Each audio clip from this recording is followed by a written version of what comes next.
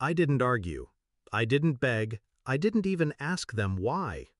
When my parents told me there wouldn't be enough space for me at the annual family retreat, I just nodded, pretending to understand. But that same evening, when the group chat lit up with photos, my siblings packing, cousins cracking jokes, even family friends I hadn't seen in years tagging themselves "can't wait," I felt it. That quiet burn in my chest. They had room for everyone, except me. Backstory setup. The retreat wasn't just a weekend, it was tradition.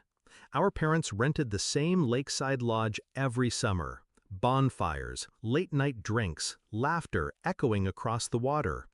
When we were kids, I was the one who organized the games, planned the scavenger hunts, woke up early to make pancakes while everyone else slept.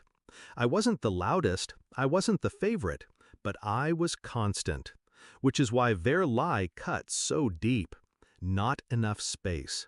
But somehow, 66 others made the list. Discovery of betrayal. I didn't confront them. I watched. I studied.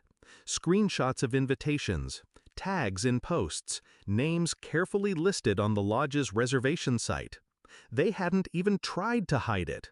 I wasn't excluded by mistake. I was erased.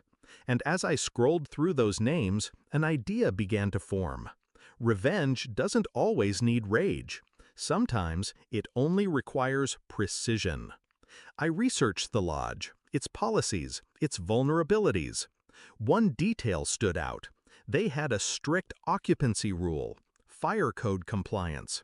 If management discovered more guests than registered, the entire group would be evicted immediately. No refunds, no exceptions. 66. That was nearly double the legal limit. They thought I wouldn't be there, but I was already moving in silence. 9 hours before their check-in, I called the lodge. Not as myself, no. I used a measured voice, polite but concerned. Claimed I was a neighbor. Reported rowdy groups sneaking in more guests than allowed, planning parties far beyond capacity. The manager assured me he'd keep an eye out, but that wasn't enough. So I went further. I printed copies of the guest list my siblings had so proudly shared online. Names, tags, the count. 66. Proof. I slipped it anonymously into the lodge's email, marked urgent, fire code violation. Then I waited. The group arrived with their coolers, their laughter, their blind arrogance. I stayed home, my phone silent, watching.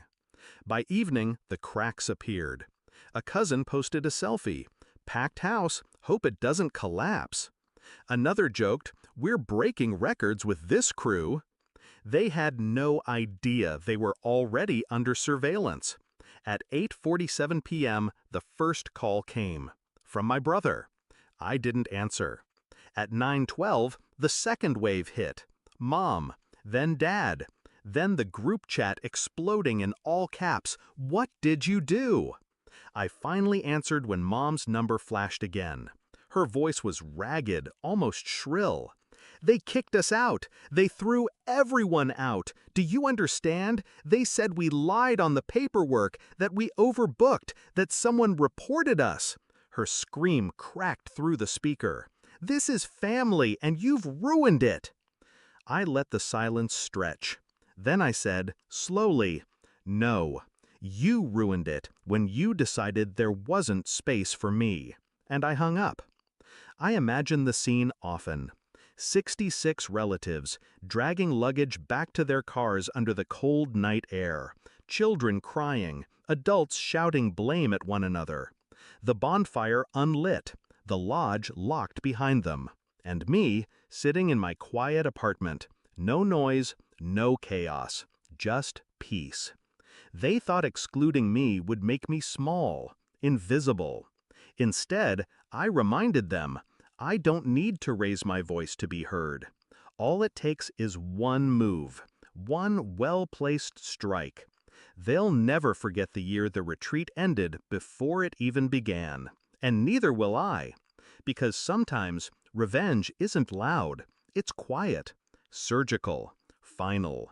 And in that silence, I finally felt what they never gave me: space.